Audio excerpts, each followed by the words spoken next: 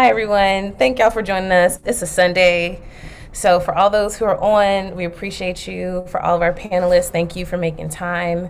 I'm Paige. I'm the program manager for Black Girls Smile. We are an organization dedicated to making sure Black girls and women are able to lead mentally healthy lives. And so it's been really dope to work on this conference. We have just under 400 people registered. So even for folks who aren't able to make today's, they'll be able to get that. And so we really want to make sure this conversation is, to me, the word when I think about today's conversation is honest. I think I just want to have an honest conversation about activism. We know it can be this really, trendy word, but we know that Black women have been doing activism since forever because we've been caring about our communities.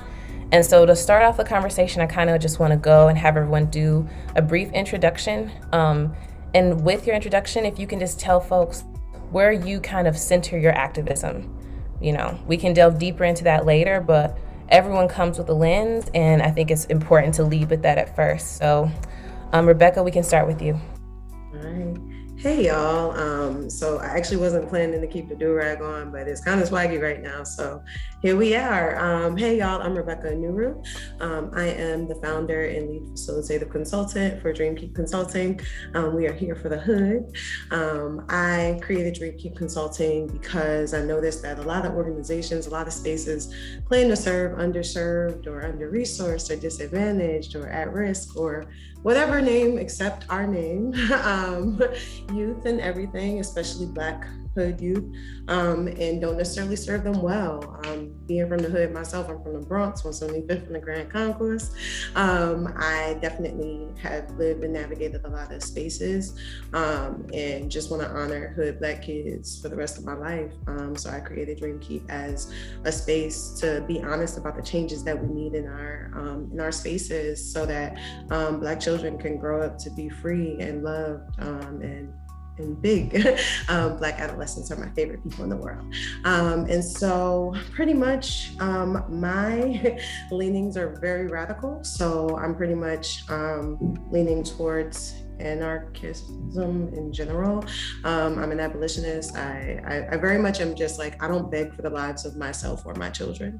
That's pretty much where I'm at. So whatever that means, for whatever situation comes in front of me, that's what that means. So that's where I'm sitting at. So yeah, thanks, y'all. Thank you, Rebecca. I'm going to pass to Zyahna next. Hi, everyone. I am Zyahna Bryant, a second year, well, now rising third year. I'm studying at the University of Virginia, majoring in political and social thought and African American studies. So my work is really, it's multifaceted. It starts out with talking about symbols and statues and getting Confederate monuments and statues taken down in Charlottesville and across the South, and then working to dismantle and decolonize the deeper systems and institutions that allow those statues to even be there in the first place. So talking about creating and establishing equitable policies and getting people with radical thoughts and views into office, but also understanding that offices and votes are not where our work starts or stops. And so we have to build tables outside of those institutions. And so for me, that looks like fighting for educational equity, making sure that first-gen Black students have everything they need as they head off to colleges or universities, but also making sure that we do mutual aid, that every neighbor has what they need in our community, because we can't talk about, wanting to resource people or wanting to make sure that people's needs are met or giving aid without doing it in a way that has no strings attached. So I believe in redistributing resources and funds to people without asking questions, without qualifications. And really, I just believe in pursuing a world where Black girls and Black women are free to exist, but also to claim our work. And so I think we'll get into this later, but as we talk about Black girls and Black women being active in Black radical tradition, in civic engagement, in political and social work, we have to talk about the ways in which we are also sidelined and marginalized. And so my goal is also for every platform that I have access to uplift and amplify Black women. Thank you. want to move to Winter BreeAnne and then Casidy afterwards. Hey everyone, I have like a little cold. It's not COVID, so that's what that moment was. I'm vaccinated. But I'm super honored to be here, super happy to be here, and was like offered like this space, especially like seeing my good sis Zyahna again in this virtual space. I can't wait to be the link IRL. But yeah, so I'm Winter BreeAnne. I'm also a rising junior at Howard University in Washington, D.C., studying political science and a minor in economics. And honestly, the introduction piece is always like the hardest for me because I feel like I'd be all over the place. However, I think like my work originally started when I was like 13 at home. I'm originally from San Bernardino County in California. And I was definitely galvanized by Trayvon Martin and Michael Brown's murder.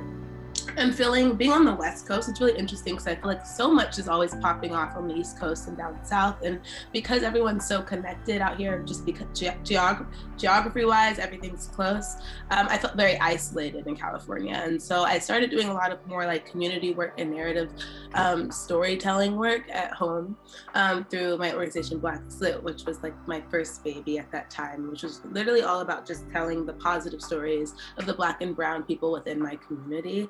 And from there, like I've held like national positions at various like organizations since I've departed and left. And now I find myself at this really interesting intersection of one, just being a college student, and then two, trying to navigate like what it means to be a quote unquote activist or to have been labeled a quote unquote activist.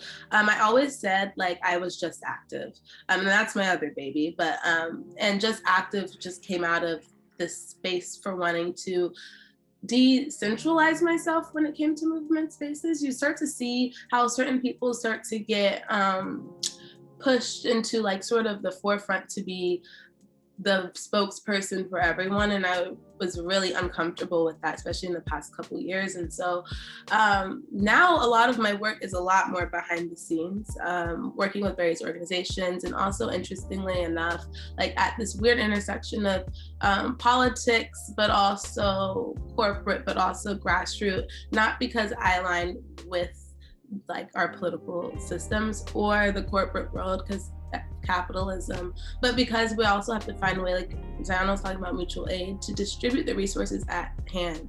And as Black people, like we built this country, and a lot of my work now is about how do I maneuver and move resources from various spaces that have oftentimes been built by us but we're excluded from, and put that back into our own hands and reclaiming that. So whether that be through education work, working with different schools across the nation to just really make sure that, you know, young Black students are being seen and represented in their classrooms and their curriculums, or whether that looks like social impact strategy work, consulting, and things like that. So yeah, I'm kind of all over the place, but like most importantly, I think like the biggest thing is like I'm just a Black girl trying to like have a great college experience, live my hot girl summer, and at the same time be like active and vocal and take up space in that way. So that's Winter.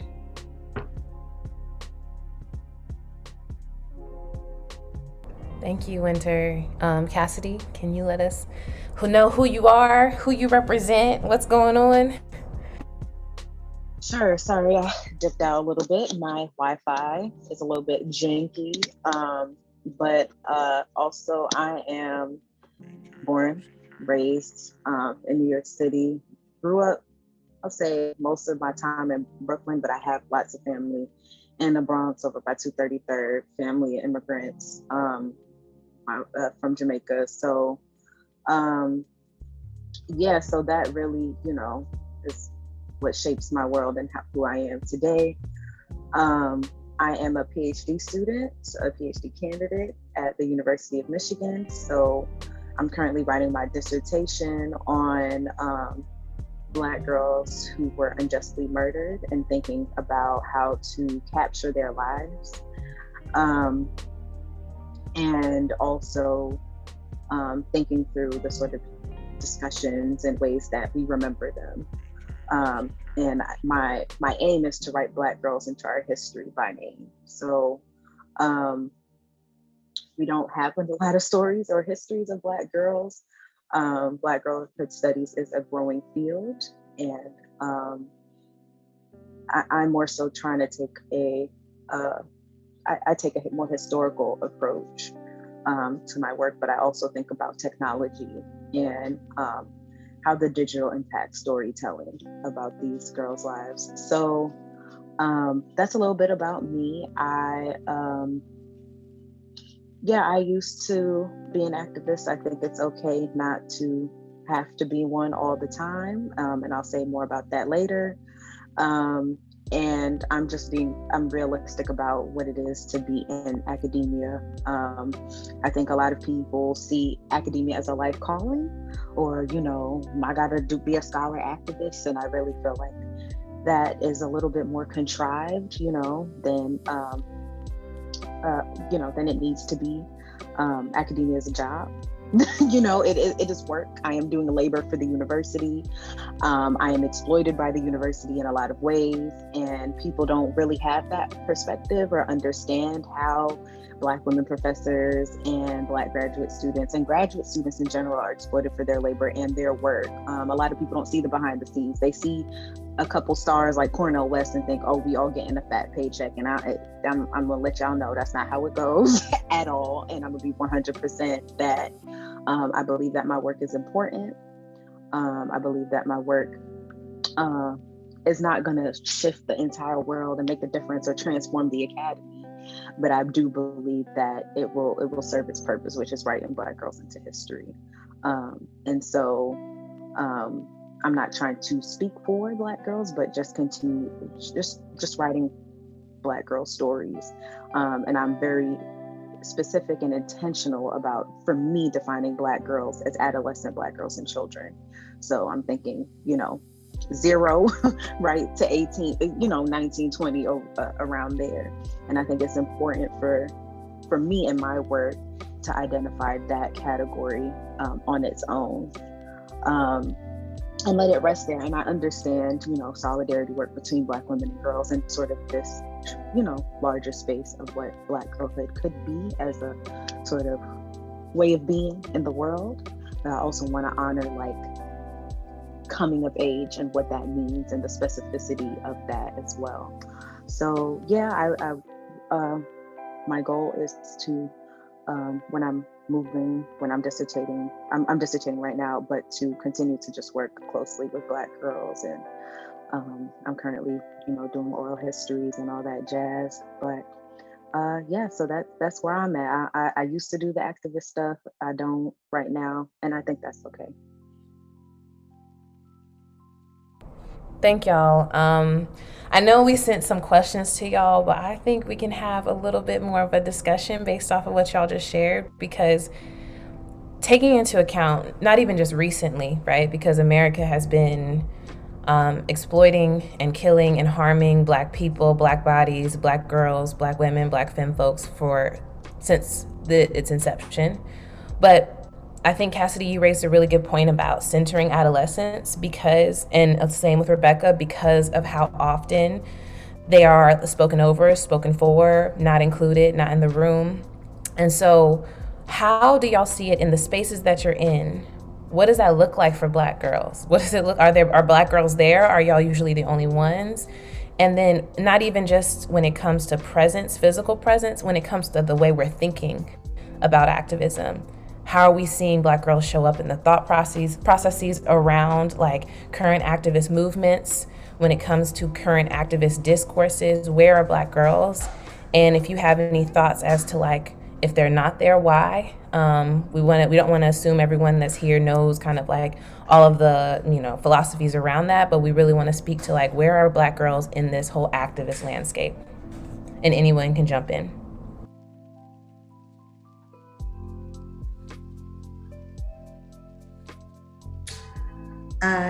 Y'all might hear a car alarm outside. I'm sorry, my home office is in the front of the house and I live in the hood.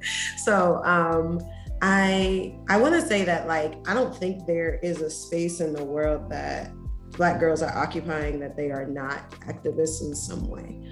Because I think living in a world and navigating a world that is actively trying to harm us the way this world is, as an anti-Black world, you know, everyone has to do their work. And, you know, even to Cassie's point, like, you know, sometimes the academy is the work, and that's its own special kind of hell.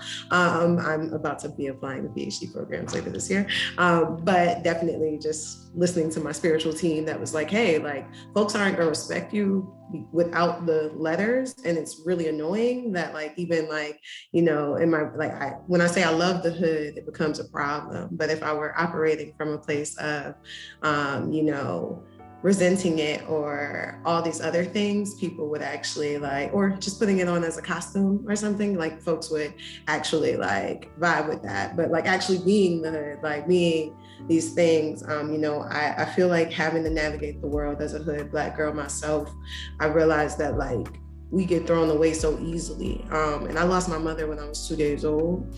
And I feel like she didn't graduate from high school. She had her first kid when she was 16, second kid when she was 19. I was her fourth child. She has sickle cell anemia. Like all these different things, was in a domestically violent relationship with my very abusive father. And the way we let life get sucked out of young Black women and girls is like, I feel like no one takes accountability for that. And just the fact that we are existing and making ways out of no ways and being alchemists and creating spaces for ourselves, I really think that is our activism. And however that is showing up, I think us showing up is activism itself.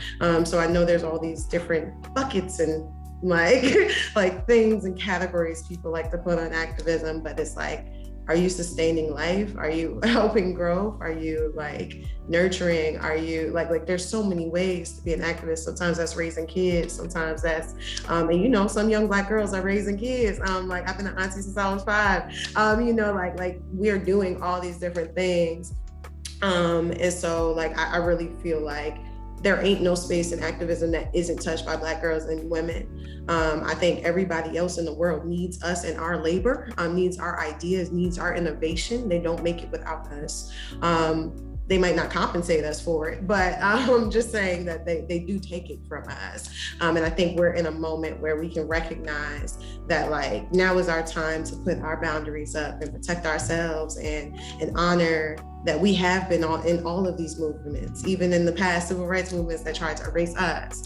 You know, like we're already here. Like I think we're done trying to prove that point at this point, you know, we showing up. So I feel like that was my very long-winded way of saying that. But I think we in everywhere. Yeah, I agree with so many of your points. And I think, so for me, I started activism at the age of 12, and then I continued organizing with establishing the BSU at my high school and just doing community work around Charlottesville. And I think something that's really telling is the fact that there's like this pipeline of like school to suit and tie for Black boys, right? And so I feel like there's all these resources, all these mentorship programs for Black boys, but then for Black girls, there is, you know, kind of responsive type of care and not care that's proactive. And so I feel like it's always too late, almost not too late, but it's like, oh, you know, let me help you now because I feel bad for you, because this terrible thing happened to you, because life hit you. And then it's like where Black girls are begging for the community to help them and to reach out to them. And I feel like for me, I saw, you know, Black boys who I was in school with being told, oh, you have potential, so let me pour into you early on. Let me make sure that you get that athletic scholarship. Let me make sure that you have the best mentors around you, people who are in Greek life, people, you know, who have networks, and let me make sure you're well connected. So I feel like that's one disparity or one difference that really affects Black girls early on. But then also when you're in those rooms, and I loved Rebecca's point about people basically using the hood as a costume, because when you're in certain spaces, you're not allowed to show up as your full self. We have Black girls being pushed into etiquette classes and being told to speak a certain way. And even when there are panels, or even when they're coming into rooms where they're supposed to be sharing their experiences, they're only allowed to give the edited version. And so for me, doing activist and organizing work, it's constantly looked like correcting people when they don't say my name right, and when they brush it off, and there are other Black women or other Black folks in the room who are okay with people mispronouncing my name or mispronouncing other Black girls' names. And so I think early on there's just like this training of just accepting the bare minimum. And I think that carries over into activist spaces, because when Black girls speak out about the ways that they're overshadowed or their work is co-opted or miscredited, they're then told that they're bitter. They're told that, this is an us versus them type of mentality. And so there's really no place for Black women to show up as our full selves and to collect our coins and to demand that our name be said without, being told that we're trying to drive a wedge through the movement. And so for me, I think that this idea of just being fed up with being pushed to the margins manifests itself in some very violent ways, right? Because then you see Black girls then still being the target, even while talking about being the target, if that makes sense. So yeah, I feel like there are a lot of different things that are going on, both in organizing and outside of organizing spaces. And so I'm interested to hear what y'all's ideas around that are. And I literally just retweet everything both panels for me added, but I really want to add, particularly when it comes to activism, organizing spaces, I really like I can name very specific moments where the work of Black women and Black girls has been erased, even my own work erased, inside the larger scheme of things. And honestly, at the end of the day, Black women and Black girls have spearheaded and led every major movement that has ever been produced, specifically here, but I can probably say everywhere. Black women have kind of just held it all down. And we could talk about how, with the civil rights movement, how we've been erased out of the textbooks. And even when we talk about schooling, I'm 20, and growing up, I never was told in schools, classes of the Black women who really create the space for me to even exist and be in these integrated classes that I was in at that time, And so I think the work even of Casidy of making sure that Black women are written into history is literally activism. And I think that idea of activism having to look a certain way is also something that needs to be pushed aside, because I do believe, as cliche as it is now, that our existence is resistance, our existence is activism, and that sort of way, because the world is literally trying to kill us. Everything, every single thing, every system is literally out to get us. And so the fact that we're able to exist and we create space and room for ourselves, not just for ourselves, but also carrying movements on our back is beyond. It's superhuman. And I think part of, I've been going through this not new, but a metamorphosis. When I turned 20, it was really rough. It was a mourning of this childhood that I felt got stolen from me in a lot of ways. And because of, honestly, a lot of it because of the work I was doing, but also for other things. And I think there's also something really important about maintaining the innocence of Black women and Black girls, and them being able to own their adolescence and own their girlhood, and having claim over that, especially as they transition between that girlhood, adolescence into adulthood. And so I think when we talk about, because I know this panel is also trying to galvanize Black women to, young Black girls to take space and become activists and that sort of thing, we also have to be careful about the fact that a lot of activism work isn't glamorous, and a lot of it is taxing and more taxing than it gives. And so also, how do we create room for that honest conversation around the target it puts on your back to be like loud and to speak truth to power.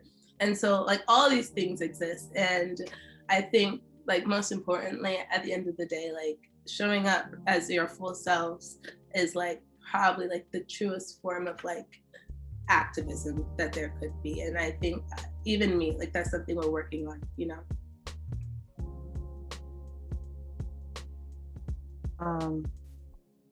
So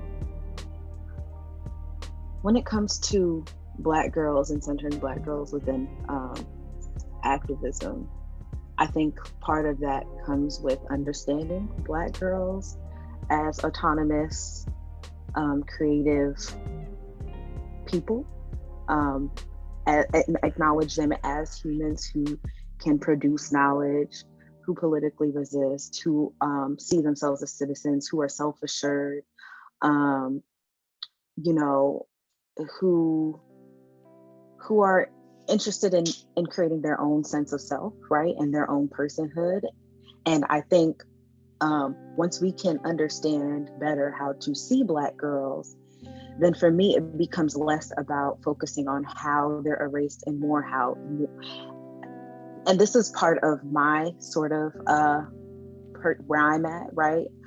Personally, and sort of what I've seen and what I've been working with Black girls and talking with Black girls, realizing that I'm personally not interested in getting certain structures or certain people to see Black girls, but more so finding ways to kind of address the problems that were brought up earlier, where it's like Black girls aren't recognized or they aren't supported. So if those people aren't going to do that, let me step in and do that.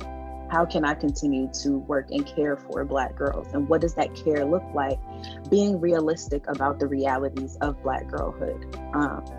And as someone who is a historian, right, I think I want to add on to the sort of conversation around innocence, and how innocence actually is like more recent construct or idea around. So before childhood was seen as, historically childhood was seen as, you know, kids are damned to hell immediately, right, because of salvation. So it was really informed by Christianity.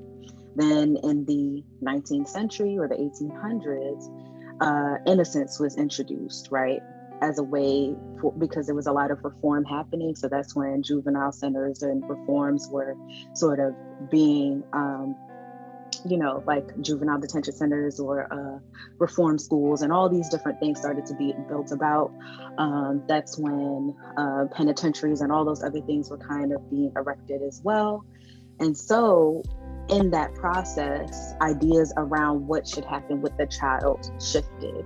And that's where innocence was introduced, where children were then thought that they needed to be protected, right? So this is called the reform era, where institutions are literally being built to reform or to help or to protect. So that's where we get a lot of social services, and what they look like now started then.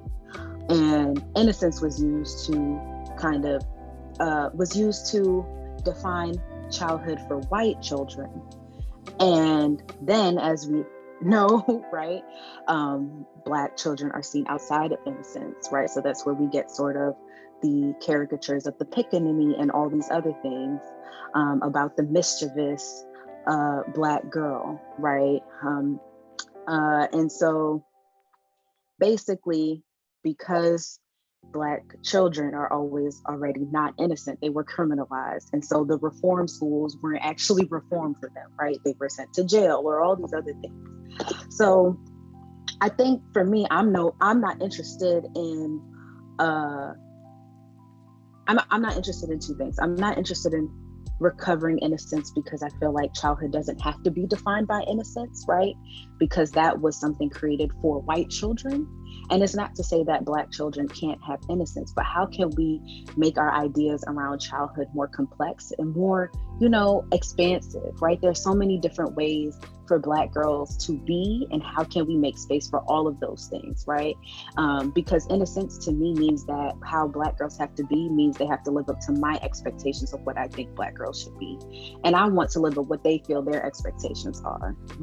How do Black girls see themselves? And how do Black girls, sometimes, like when I talk to Black girls, I'm like, oh, they don't even care about white supremacy right now. They just trying to turn up, right? Or they just trying to do what they trying to do. So how can I see what their lives outside of these power structures, outside of oppression, outside of all these things? Can they just be having fun for fun's sake, right? And is that enough, and can that be okay? And that, I think, allows us to kind of shift the ways that we can see and center Black girls in activism if we try to expand and sort of add on to have different angles, right, from which we approach Black girlhood and think about Black girlhood. And a lot of what I'm saying comes straight from Black girls and what I see and what they tell me. Like, they don't care that I'm in academia. They don't care about none of those things, right? Because at the end of and I didn't care I was in academia either when I was younger. You know, I didn't know this was a possibility for me. But these aren't the only possibilities that should be afforded to me. And what might it mean if everything that Black girls do is in a response to oppression or power? Like, I think that might alleviate some of the pressures we put on Black girls, right? Or some of the pressures we put on ourselves as Black women, right? To constantly have to advocate for everyone else, because then we get to focus on us. And that's part of how we protect ourselves and protect our peace and our well-being. And that's a journey I've had personally. And that's a journey I've been able to encounter with other Black girls. And that's informed by so many of the different layers that I kind of lay out, my understanding of where childhood came from and how it's used to contain and make us have a very narrow definition of what girlhood and childhood should be. But it's actually more expansive, as we can see, and the evidence of Black girls' lives themselves, right? And how they approach activism. So that's kind of how I've come to things. Thinking about centering Black girls. No, I love that, because I think that so much, even what you were saying earlier, went to BreeAnne, and also you, Rebecca, I feel like everyone, is that this robbing of the ability to just be as Black girls. And as you come into womanhood, there is I feel like, at least for myself, there is an acceptance of like, okay, I guess this is just what it is. You know what I mean? I got to speak up because looking around, nobody else is speaking up. No one else is going to mention this. And, you know, where that kind of friction starts when you're younger, when you start to feel that. And so I would love if y'all can speak to how we balance sometimes when we are the only person who's going to mention Black girls, right, in a room, or if we are that Black girl, right? Especially for those of us who are on here, well, for those of y'all who are on here who are younger and still in college, right, in these spaces, and for those who work so intimately with Black girls, like, how do we begin to provide more spaces for them to be, right? But how do we speak again to this reality that sometimes it really is on us? And do we just start saying no? That's something I be thinking about every day. What happens if we just say no? What happens if we just divest? What happens if we say, if this school, if this organization, if it's not going to see us, we're not going to engage with it? And is there space within activism? Because activism sometimes keeps us like this, right? If we don't do this, it's all going to fall. If we're not at the march, you know, what's going to happen? If we're not the one who's up here organizing the Zoom meetings, it's not going to happen. How are y'all, if y'all are in that journey, right? How are y'all kind of thinking about that? I think that could be so helpful for any of the young girls who are listening to know that they don't have to do all of these things, right? But what happens when they feel that tug? So anyone who wants to speak to that. I could say I'm in the middle of that tug. So I'm a rising junior. So my freshman year at Howard was cut short by COVID, and then this past year's been virtual. And looking back on like my college years, my freshman year of college, I was just very active, you know, and maintaining kind of that momentum I had throughout like high school, et cetera, et cetera. And once, you know, COVID hit, and this past year I've done a lot of like thinking, like my whole freshman year of college, which was supposed to be like the most lit, most fun at a HBCU time of my life, was like gone because I thought that I needed to be like out there, you know, in the streets, or out there speaking and out there doing all these things. And so honestly, this past year I've done a lot of reflecting on that.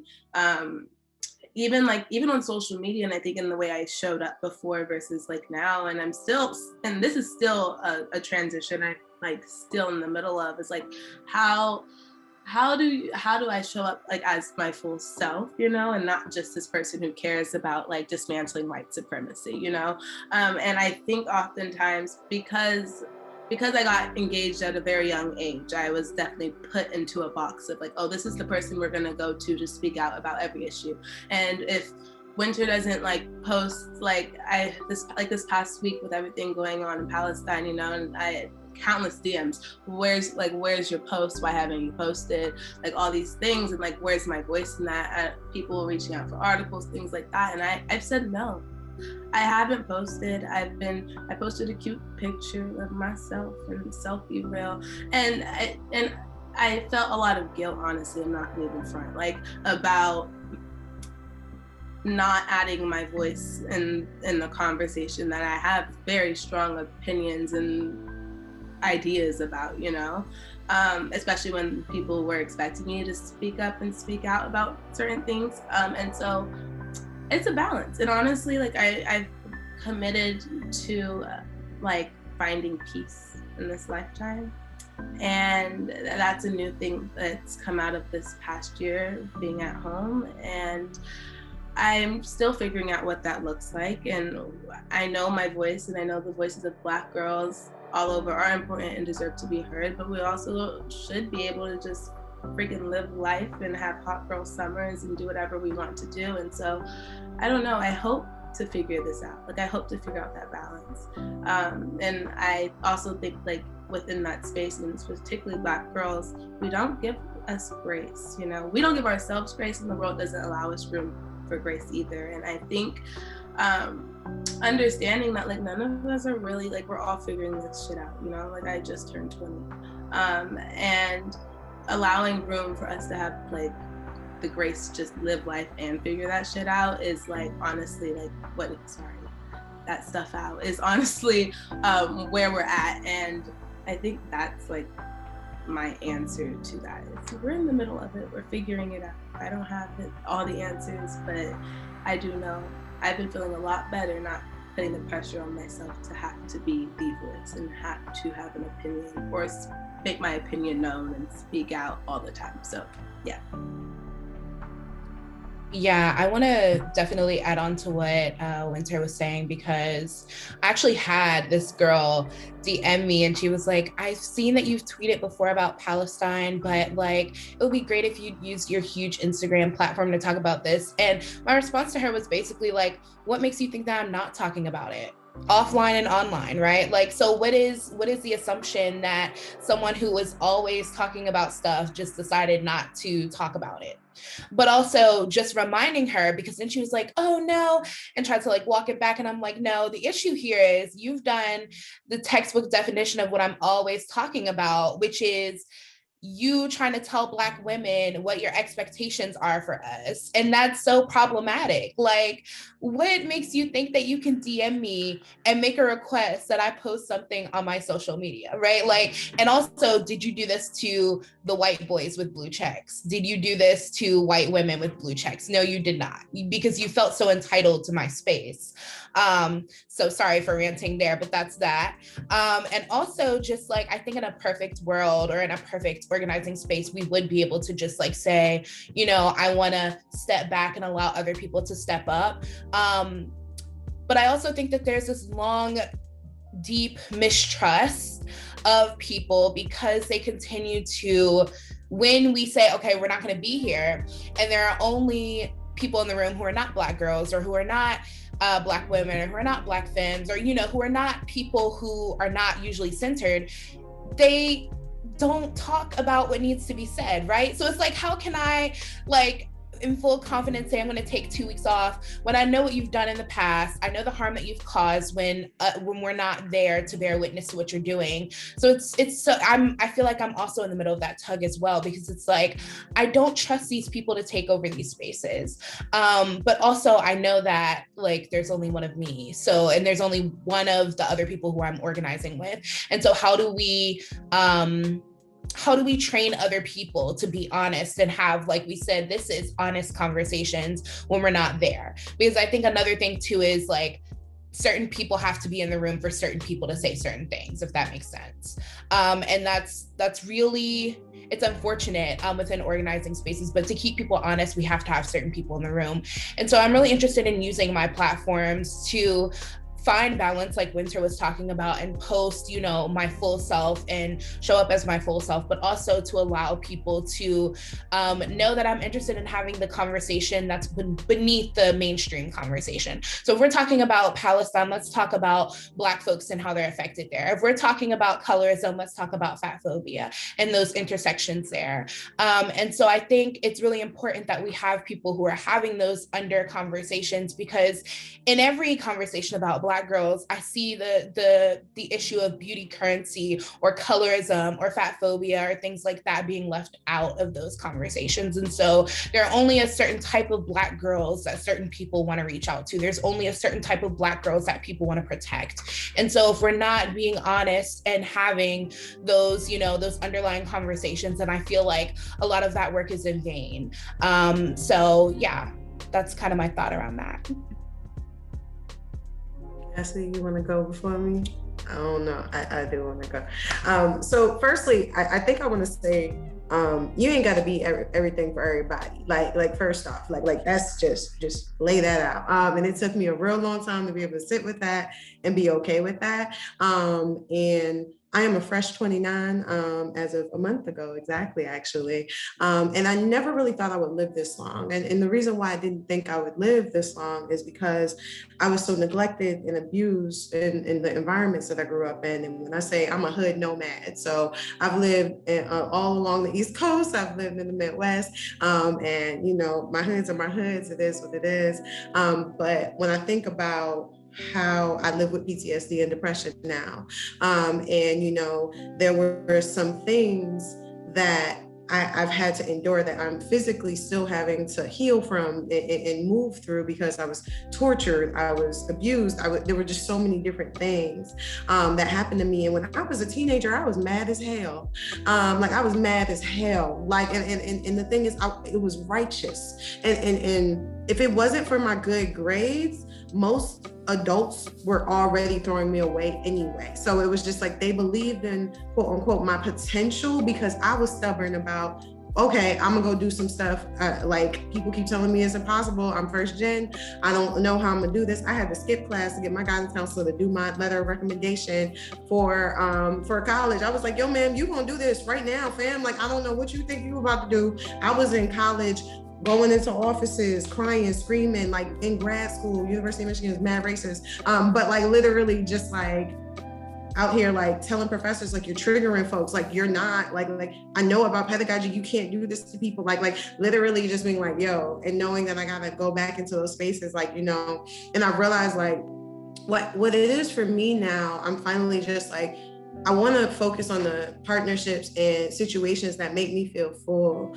There are certain things where it's like, you know, I came in here with a do-rag on. I like that. I like being able to do that. Like, you know, I like being able to be myself in spaces. Like, I ain't got to change my accent. Nobody's going to be like, oh, you went to a good school, baby. I know they recruited me. Don't do this. Like, you know, don't do me. Like it really be like, you know, people will sleep on you because they like, oh, you hood, you still associate with that and and I'm like, so when did my culture wash off of me? Just let me know. Like I'm trying to figure out when that happened, like, you know, and I really think the more I want every Black girl and woman I know to just fully embody themselves. And I think that's where I'm at in my own healing process, where I gotta let go of all the different versions of myself that I used to have to build to keep other people satisfied. Because at the end of the day, I'm gonna end up used up, washed up.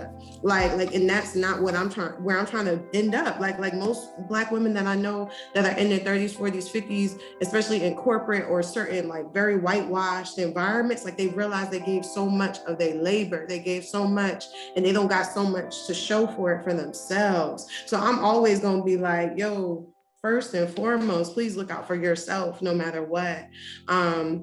in all of the work that you do, whether that's a regular job, what you're doing for your paycheck, or what you're doing for your activism, or what you just feel is good for you and community.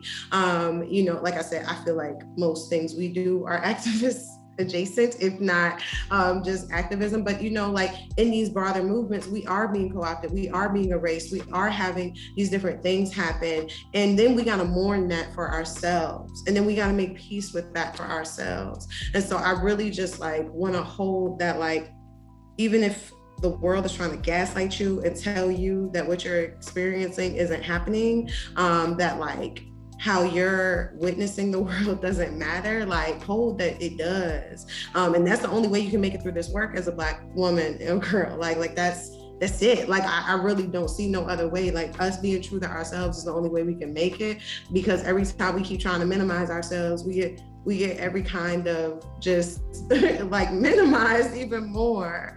And so Paige, when you ask specifically about like how do you carry that friction that's inherent to this, like it's choosing your battles. Which battles are like sometimes I ain't got the spoons, fam. Like, you know, as a hood Black woman, when I go to school with bougie Black people, when something racist happen, they hope I'm there because they know I'm gonna say something. I'm their bark dog. They don't respect hood culture unless it's for me trying to be somebody bark dog. But it's like, yo, like I'm just trying to live. That's why I'm an activist. Like I'm trying to live. Like I've taught about consent and stuff because I was a survivor. I was first sexually abused when I was 7 years old. So it's just like, for me, these are the conversations that we're not letting Black girls have. These are the conversations that we're not being honest about. And then we're navigating the world and then telling folks like, oh, it's kind of your fault you're stumbling into these horrific structural things. And I'm very just like, nah, like I really want us to look at the world honestly and say, this is happening. It's not just me. I know that I can choose what I want to hold on to, and I can choose what I want to let go of. And like, I don't gotta hold all of this. Not all of this is even my fault. Like most of it ain't your fault, baby. Like none of it is. So like that's it. So I feel like we kind of feel like we're responsible for saving the world, but like people gotta save themselves first off. But we are saving who we are saving. Like we are saving ourselves. Like, you know, first and foremost, and through saving ourselves, we help to love and save others. So I think I just want to hold that, and like every Black girl in my life, I'm just like, be free. And like if somebody don't like your free, then they just ain't for you, and that's okay. So sorry y'all.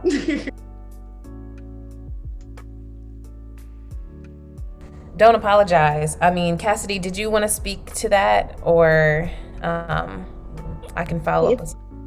Yeah, if you want to follow up, it's okay. I don't want to.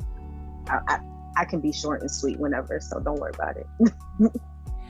I want to just, because I know we're coming up, and I don't want this, I don't want this conversation to end either, because I feel like, we just don't. We don't have enough of these conversations that are not still centered in like Black boys and how, you know, like, oh, how we're left out of that, or white kids and how we're left out of, yes, we know those things, right? And it's messed up and it's not fair. But also when it comes to us, like, I feel like for so many Black girls, and we see this every time a Black girl or woman is killed or harmed by the police, how often even our members of our own community come up with every excuse, every reason as to why that's justified. But then we also see that in our work environments, right? Why everyone, again, like Rebecca said, no one wants to, you know, the Black girl to speak until it's like, well, don't you think that was weird, what happened in that meeting, right? Oh, what do you think about that? All of a sudden, then our opinions are solicited until something goes wrong, and then we're the person who spoke up, and then we're the person who's targeted, right? And that we see that in so many environments, academically, what have you. But for me, with this conversation, I would love for us to end on, for the girls, speaking to the girls who are left out of these conversations, to the ones who may not have the grades or aren't seen in that sense, or the ones who may have the grades, but they, you know, the teachers, maybe they fight in school and folks don't want to help them, right? Maybe they talk back. Maybe they're the ones who aren't palatable for these spaces. What are your words to those girls who are never seen as girl enough? You know, they're never seen as worthy of protection. What are those kind of final words that y'all have for them? And what are your hope for them? Or your hopes?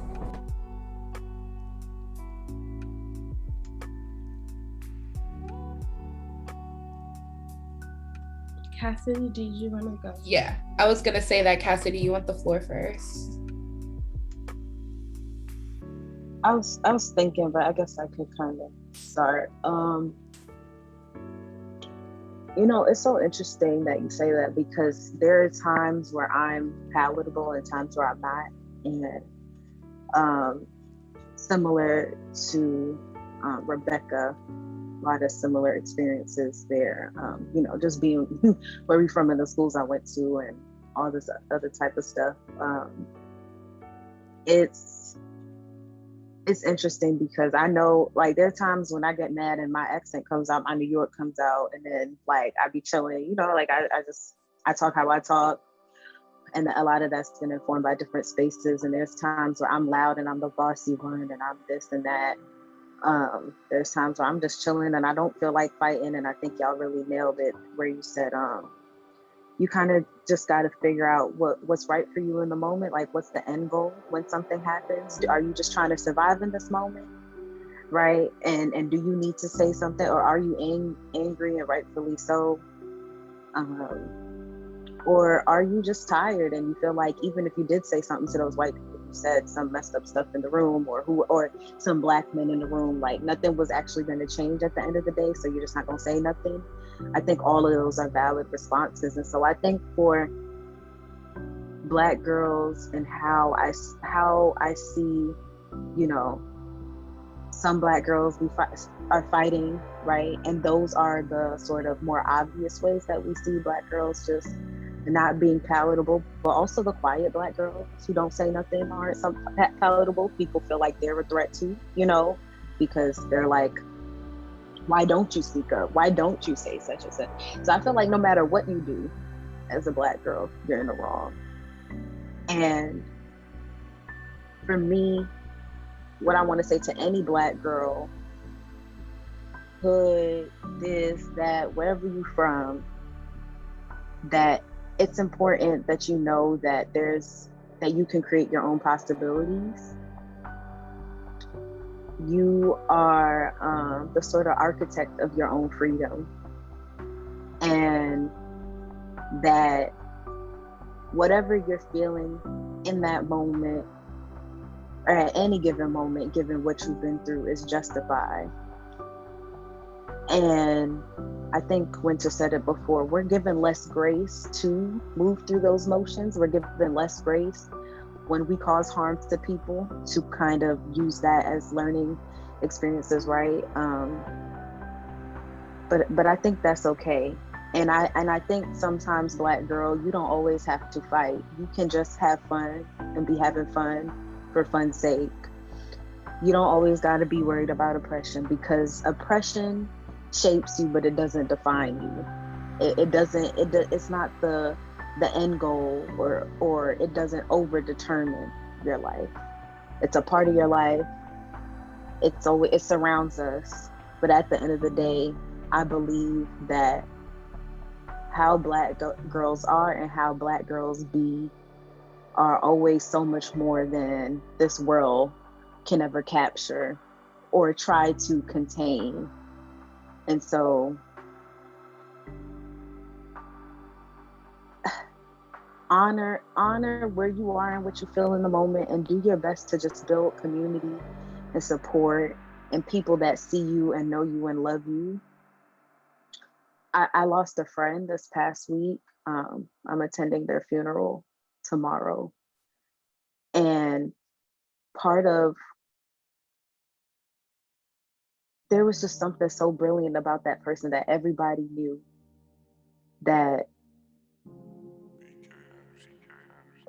no matter what room they were in, everybody's spirit was touched by them. And they were always so complicated. Whenever I would try to cancel Erykah Badu with them or whatever it was over something, they were like, you ain't listening to Erykah all the way right, or you ain't listening to this person all the way right. Or even Azealia Banks, this person was always trying to, protect the same. Azealia Banks needs love too. No matter how hard and toward some of the terrible things that be coming out of Azealia Banks' mouth, she deserves protection, because half of the reason why those things come out of her mouth is because of the stuff she's been through. That doesn't excuse it. It explains it and shows that she needs a community of people that loves her to help her too. And so I think just knowing that and finding people that can see you and see how special you are sometimes might be all we can get in this life. And I think that's all my friend had in this in their life. And so for all the trans Black girls, the queer Black girls, the hood Black girls, the quiet Black girls, the nerdy Black girls, whatever kind of Black girl you are, you have a place in this world and you have people that see you. So find them and love yourself too.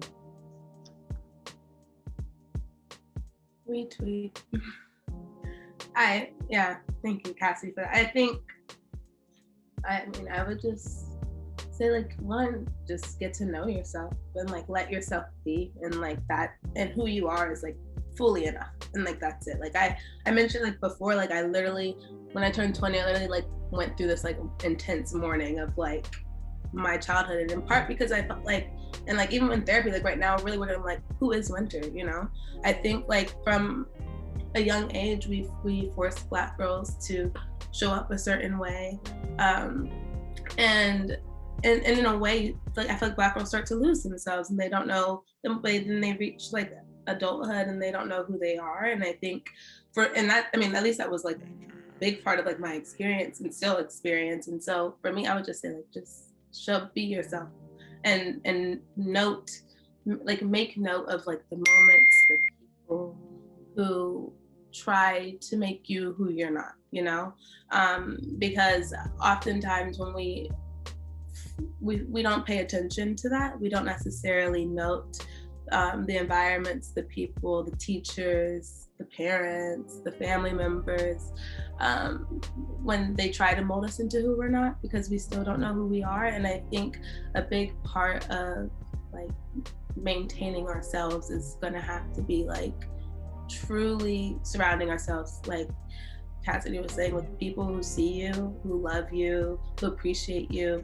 Building a family, it's not the genetic one, because honestly, at the end of the day, all we got is us, you know. And so, just that's what I would say. It's just get to know yourself and know that that's enough, you know. Yeah, I agree with everything that's been said. And I think also something that I would add is that you're allowed to reinvent yourself at any moment in time. And I think that that's something, just as far as like the creativity that Black girls are allowed to have or encouraged to have at a young age is usually stifled. And so, you know, I remember like being super young and being on the playground, and the white girls would be like, I'm going to be a fairy today. I'm going to be a princess today. And I think just like, and then them actually like acting as if they are that, or embodying those characteristics in the classroom and in other places where they are. And I remember just being so kind of envious of like how their freedom and how they were just able to be whatever they wanted to be. And so I think that now in my early adulthood, I'm trying to teach myself that I can be anything that I want to be, and truly embodying that and believing that in the way that I maneuver through space, and like just deciding every day that if I want to wake up today and I want to be an artist, or I wake up tomorrow and I want to be this, or I just want to embody this characteristic, I can. And you don't have to apologize to people for that. You don't have to give a justification or an explanation as to why you want to reinvent yourself, but you can just decide every day that you want to start something new, and be happy in that and be content in that. And I think, all of that was powerful. I'm sorry. So I just want to say, you're not disposable. Like I really want like Black girls to hold that as much as possible. You already earned your life because you were born loved. Like, so you don't have to do anything to earn that. There is no right way that you need to show up in space other than the way you show up. And I just want to say that like, you get to protect your life. You get to think about the consequences and navigate your decisions as best as you can. But remember that you are living your life, and you get to hold that, you get to protect that, you get to honor that.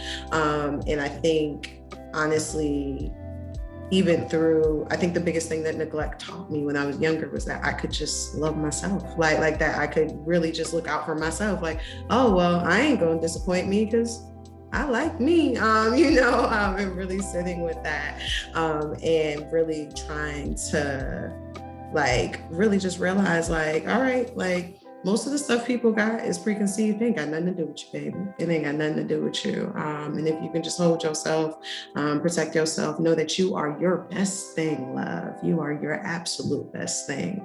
And just hold that as strongly as you can and be stubborn about your life, baby, because you deserve it. I think that's what I would want every Black girl to walk with. Whew. Thank y'all. Truly, thank you for your time. Thank you for your honesty. And I just really appreciate y'all for all the work you're doing, for the work you're not doing, for the work you're deciding that it's okay for someone else to do. And for those who are joining us, and even for our panelists, we have our final session. Y'all, it's been a long weekend, but we got our final session starting. It's kind of started already, but it's fine. So one is a parent track, or someone who is just looking again to be an advocate. It's talking about how do you raise free Black kids, with Trina Green Brown from Parenting for Liberation. And then we have a Building Your Tribe panel about just building community, right? How do you find that space? That's with Jess and Heather of Loud Social. So thank y'all again for joining. Thank you to our panelists for taking this time on a Sunday to be with us. And thank you for just not even centering yourselves. Thank you for just being. I appreciate y'all. So with that, I'm gonna let everyone go. Hopefully we'll see you over in one of the sessions, but if not, everyone will be receiving these recordings in about a week or so. And we hope you continue to engage with us over here at Black Girl Smile.